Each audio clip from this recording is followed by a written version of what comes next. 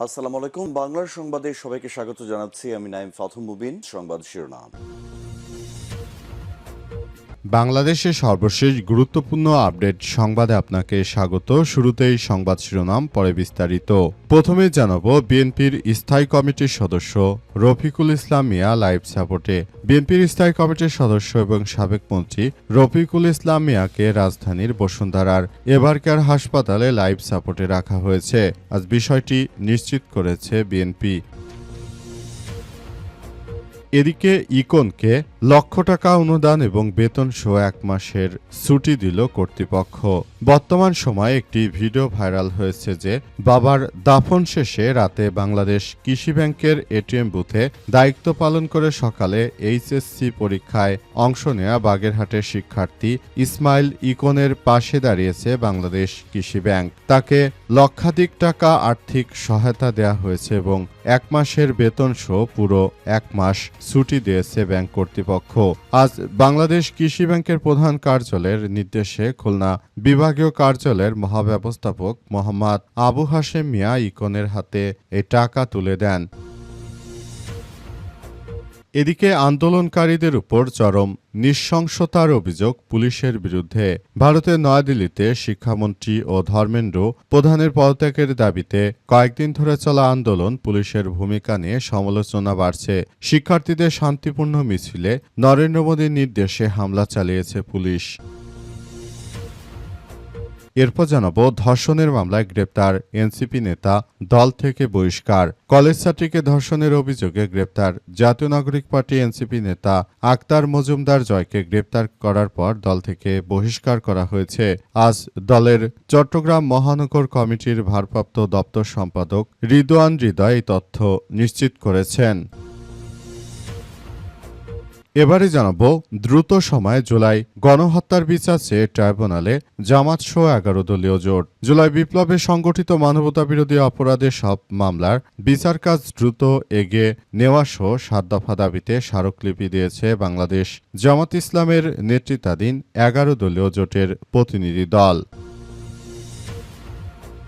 এবং সর্বশেষ জানাবো এবার কলকাতায় কর্মসূচি পালন করবে ককরোচ জনতা পার্টি। ককরোচ জনতা পার্টি বা সিজেপি আন্দোলনে উত্তপ্ত ভারতের রাজধানী নয়াদিল্লি। বিক্ষোভ ছড়িয়ে পড়েছে ভারতের অন্যান্য শহরেও। এবার তারই ধারাবাহিকতায় ভারতের পশ্চিমবঙ্গের কলকাতায় মিছিলের আয়োজন করতে চাইছে সিজেপি। আজ কর্মসূচি আয়োজন করার অনুমতি চেয়ে কলকাতা পুলিশের কাছে ইমেল করেছে বলে এক প্রতিবেদনে জানিয়েছে আনন্দবাজার। তবে এখন পর্যন্ত কলকাতার পুলিশ বিষয়টিকে তারা মেনে নিয়েছে কিনা সেটি এখন এ পর্যন্ত আসলে জানা যায়নি। প্রিয় দর্শক, এতক্ষণ শুনছিলেন সংবাদ শিরোনাম, এবারে বিস্তারিত।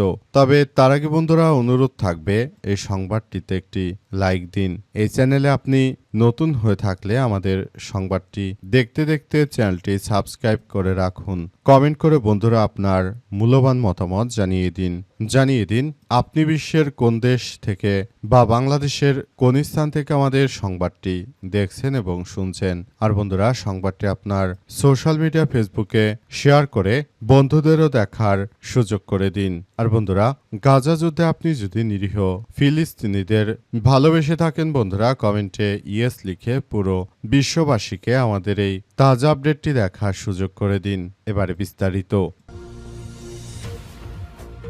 ইকনকে 1 লক্ষ টাকা অনুদান ও বেতন সহ 1 মাসের ছুটি দিল কৃষি ব্যাংক। খুলনায় একটি ঘটনা ঘটেছে। প্রিয় দর্শক, আপনারা হয়তো ঘটনাটি জেনেছেন যে খুলনায় এক কিশোর তার বাবা কৃষি ব্যাংকের এটিএম বুথে তিনি সিকিউরিটির চাকরি করতেন।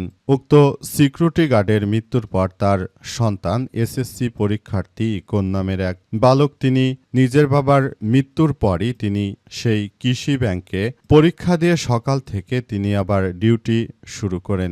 এমন একটি প্রতিবেদন টেলিভিশনে প্রকাশিত হওয়ার পর ইকনের যাবতীয় দায়িত্ব সবকিছু শিক্ষামন্ত্রী গ্রহণ করেছেন। শিক্ষামন্ত্রী জানিয়েছেন যে ইকন নামক ওই এইচএসসি শিক্ষার্থীর যত খরচ বরচ আছে সবকিছু সরকার থেকে বহন করা হবে। এরপরই আসলে ইকনের বিষয়টি নিয়ে সবাই মাথা ঘামাতে শুরু করে। আজ কৃষি ব্যাংকের পক্ষ থেকে ইকনকে বিশাল সুখবর দেয়া হয়েছে। ইকনকে 1 লক্ষ টাকা অনুদান এবং তার 1 মাসের বেতন, পাশাপাশি ইকনকে পরীক্ষা যতদিন চলবে অর্থাৎ আগামী 1 মাস তার ছুটি দেওয়া হয়েছে।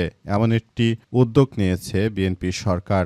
এই বিষয়টিকে সবাই স্বাগত জানাতে শুরু করেছে, কারণ এই ধরনের একটি মহৎ উদ্যোগ সত্যি বিএনপির কর্মকাণ্ডকে অনুপ্রাণিত করছে। তারেক রহমান এমন কিছু কর্মকাণ্ড সারা দেশে করে বেড়াচ্ছেন যেগুলো সত্যি সবার মনে প্রশংসা কুড়িয়েছে। এর আগে তিনি এমনিভাবে দরিদ্র জনগোষ্ঠীকে মাঝে মাঝেই প্রধানমন্ত্রী তারেক রহমান এমন তার উদ্যোগে সহযোগিতার হাত বাড়িয়ে দেন। এটা বাংলাদেশের প্রধানমন্ত্রীর জন্য সবথেকে জনগণের জন্য একটি স্বস্তিদায়ক ঘটনা হতে পারে।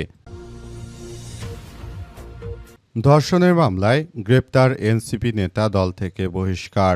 এবার জামাত নেতার পর এক এনসিপি নেতার কুকর্ম ফাঁস হয়েছে। তিনি ধর্ষণকাণ্ডে ফেঁসে গিয়েছেন। ধর্ষণকাণ্ডে ফেঁসে যাওয়ার পরই তাকে দল থেকে বহিষ্কারের সিদ্ধান্ত নিয়েছে নাহিদ এবং আসিফরা। কলেজ ছাত্রীকে ধর্ষণের অভিযোগে গ্রেপ্তার জাতীয় নাগরিক পার্টি এনসিপির নেতা আক্তার মজুমদার জয়কে গ্রেপ্তারের পরই দল থেকে বহিষ্কার করা হয়েছে। আজ তাকে চট্টগ্রাম মহানগর কমিটির ভারপ্রাপ্ত দপ্তর সম্পাদক হৃদানুর হৃদয় তথ্য নিশ্চিত করেছে।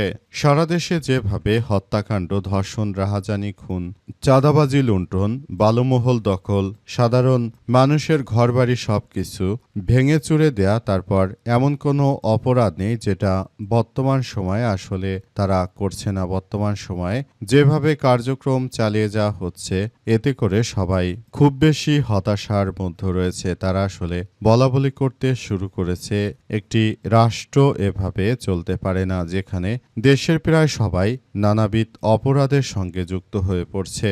সুতরাং যদি এভাবে রাষ্ট্রের মধ্যে সবাই অপরাধের সঙ্গে যুক্ত হয়ে পড়ে তাহলে আসলে কারা এখান থেকে বের করে নিয়ে আসবে?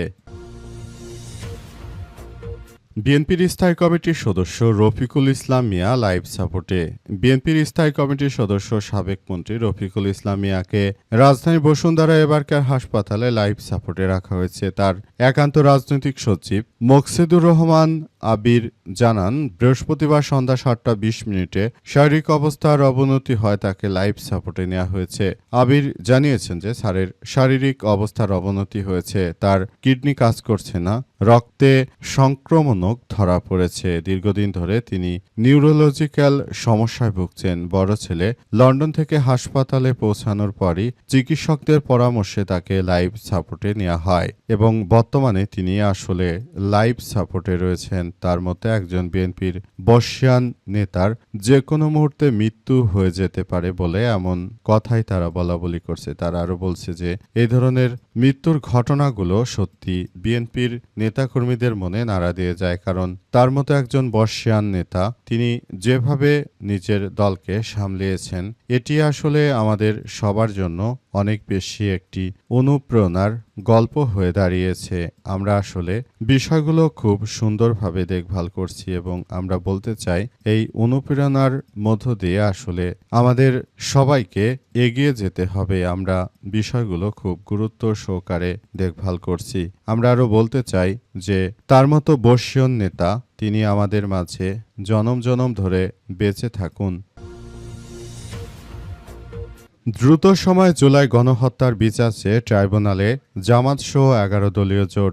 দ্রুততম সময়ের মধ্যে জুলাই গণঅভ্যুত্থানের সময় শেখ হাসিনার নির্দেশে যেভাবে হত্যাকাণ্ড হয়েছে সেই হত্যাকাণ্ডের প্রকৃত বিচার চেয়ে এবার আন্তর্জাতিক অপরাধ ট্রাইব্যুনালে গিয়েছে 11 দলীয় জোট। আজ 11 দলীয় জোটের পক্ষ থেকে একটি প্রতিনিধি দল সেখানে উপস্থিত হয় এবং তারা শেখ হাসিনা সহ পালিয়ে যাওয়া স্বৈরাচারের দোসর যারা রয়েছে তাদের সবারই বিচার চেয়েছে।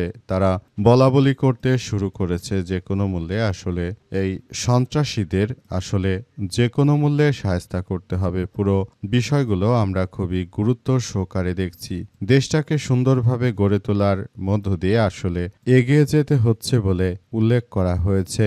সবাইকে বলতে চাই সুন্দরভাবে গড়ে তোলার জন্য আসলে আমাদের সবাইকে অনেক গুরুত্ব সহকারে কার্যক্রম চালিয়ে যেতে হচ্ছে এবং আমরা বিষয়গুলো নিয়ে অনেক বেশি হতাশার মধ্যে রয়েছি। দেশটাকে সুন্দরভাবে গড়ে তোলার মধ্য দিয়ে, রাষ্ট্র কাঠামো নতুন করে গড়ে তোলার মধ্য দিয়ে বাংলাদেশ জামাত ইসলাম সহ 11 দলীয় ঐক্য এগিয়ে যাবে। দেশটাকে একটি ভালো অবস্থানে নিয়ে যায় এই মুহূর্তে জামাতের জন্য অত্যন্ত গুরুত্বপূর্ণ একটি বিষয়। সেই জায়গা থেকে তারা রাষ্ট্র কাঠামোকে কিভাবে আরো উন্নতি করা যায়, কিভাবে বিষয়গুলো সবাইকে আরো বেশি সুন্দরভাবে গড়ে তোলার ব্যাপারে কার্যক্রম চালিয়ে যাওয়া যায় সেসব বিষয় নিয়ে কথাবার্তা বলার ব্যাপার নিয়ে বাংলাদেশ জামাত ইসলামের নেতৃত্ববৃন্দরা তারা ব্যাপক কার্যক্রম চালাতে শুরু করেছে এবং তারা একটি সুন্দর ও সমৃদ্ধ রাষ্ট্র কাঠামো গড়ে তুলতে বদ্ধপরিকর।